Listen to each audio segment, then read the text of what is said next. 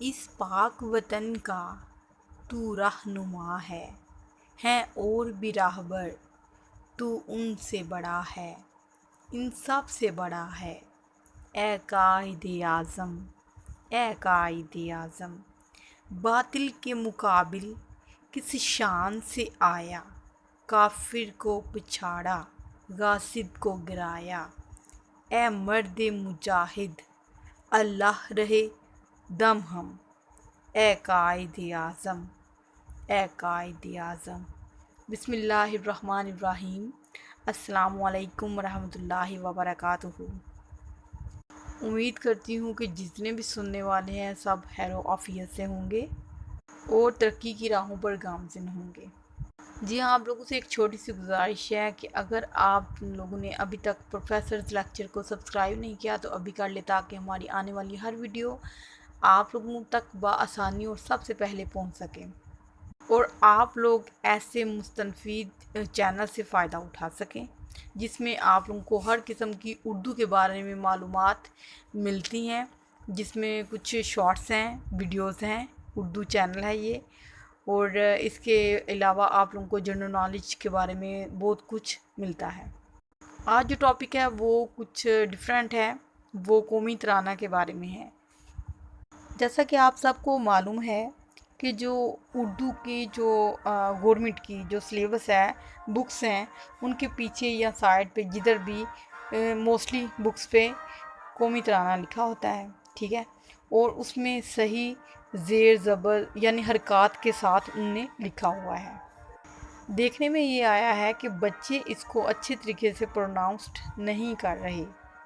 سننے والے اگر ٹیچرز ہیں تو ان سے میری گزارش ہے کہ بچوں کی ایک ہفتے کے اندر اندر بکس نکلوائیں اور وہاں سے ان کو پروناؤنسڈ کر کے دکھائیں، ٹھیک ہے، کر کے بتائیں، تاکہ بچوں کو یہ چیز آ جائے، جو کہ بہت ضروری بھی ہے۔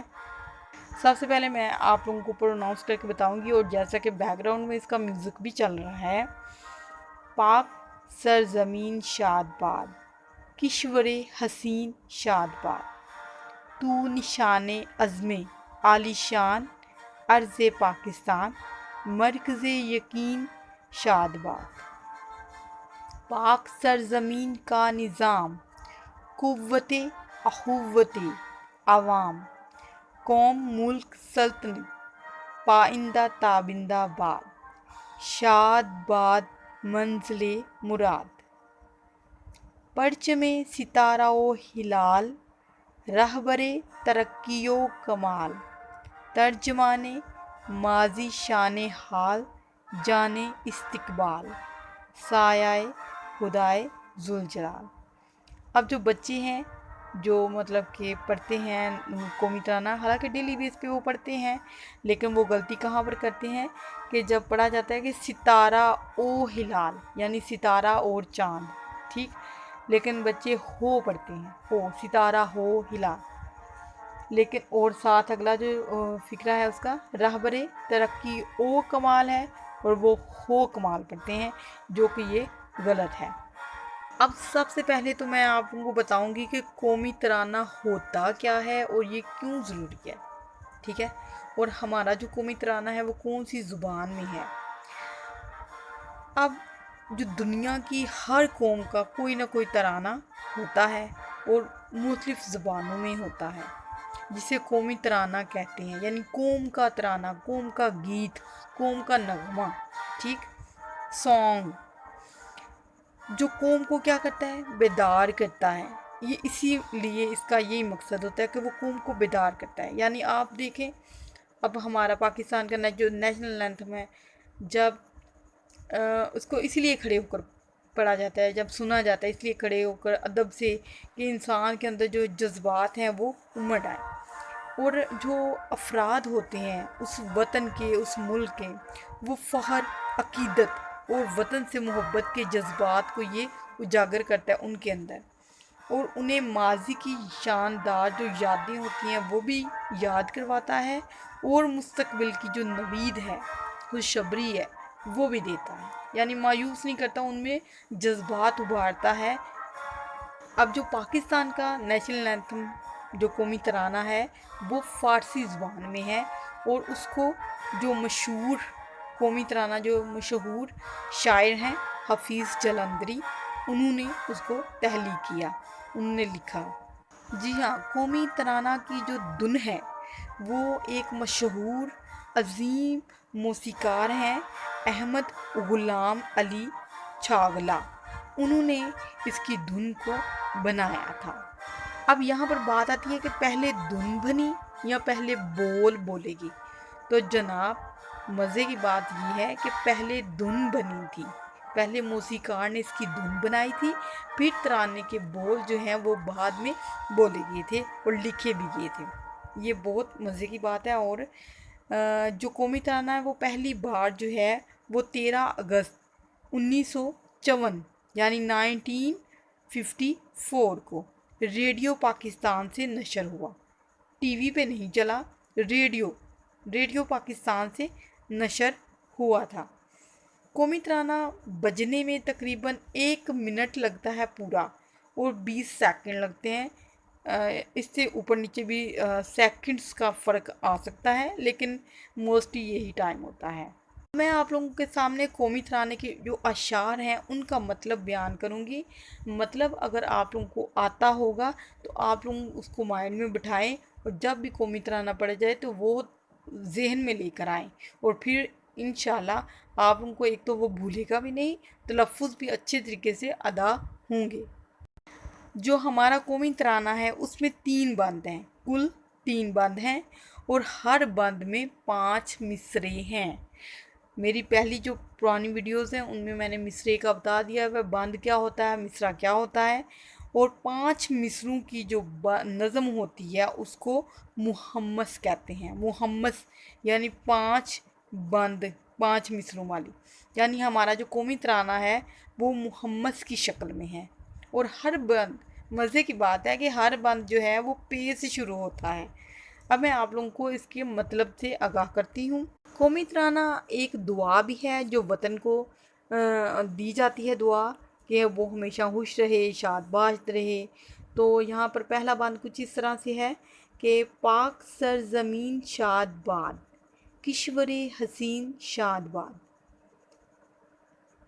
ملک کی جو زمین ہے وہ پاک سرزمین اس کو کہتے ہیں۔ شاد باد کا مطلب ہے کہ خوش رہنے والی، خوش رہنے والا خوش رہے۔ یہ ایک دعا بھی ہے کہ یعنی اے میرے وطن کی جو پاکیزہ ستھری زمین ہے تو ہمیشہ خوش رہ، شاد باد رہ۔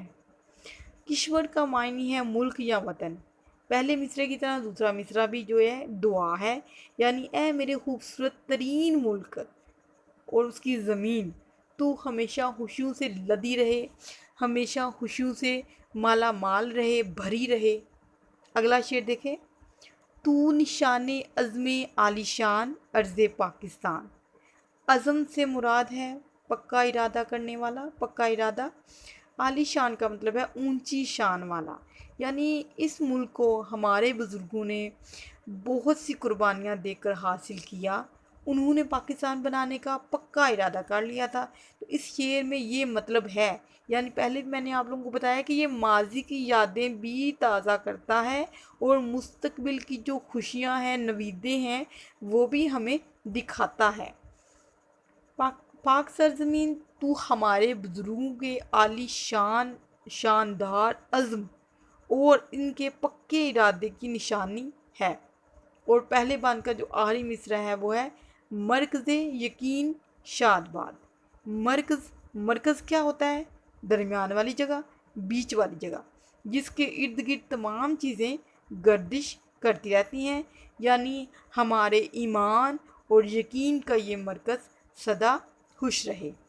اگلا شعر دیکھیں، پاک سرزمین کا نظام قوت اخوت عوام، کیونکہ اس میں تشدد بھی ہے، قوت اخوت عوام، یعنی قوت کا مطلب ہوتا ہے طاقت، قوت پاور، اور اخوت کا مطلب ہوتا ہے بھائی چارہ، بھائی، یعنی پاکستان میں بسنے والے سب لوگ آپس میں بھائی ہیں، اور ان میں جو بھائی چارہ اور اتحاد کی جو طاقت ہے اس کا ملک میں نظام چلتا ہے۔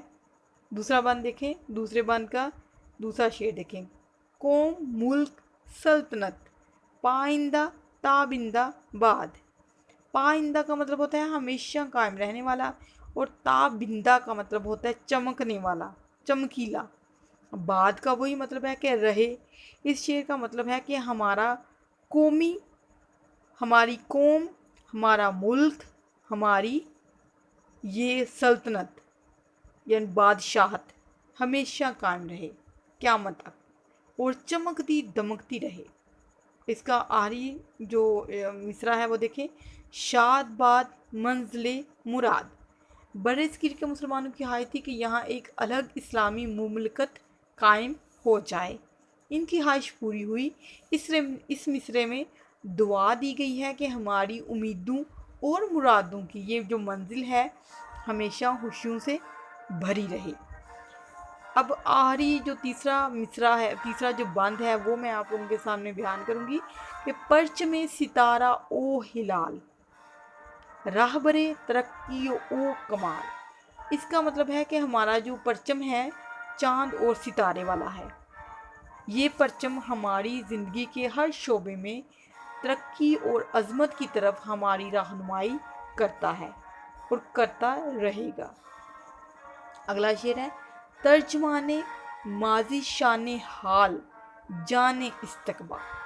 यानी ये जो सब्ज़ परचम है हमारे शानदार माजी की कहानी बयान करने के साथ साथ मौजूदा ज़माने में भी हमारी शान बढ़ाता है।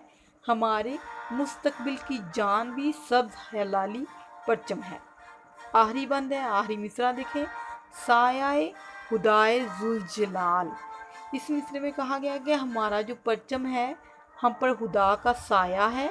इस खुदा का साया जो बड़ी बुजुर्गी वाला है, बड़ी अजमत वाला है, बड़ी शान व शौकत वाला है।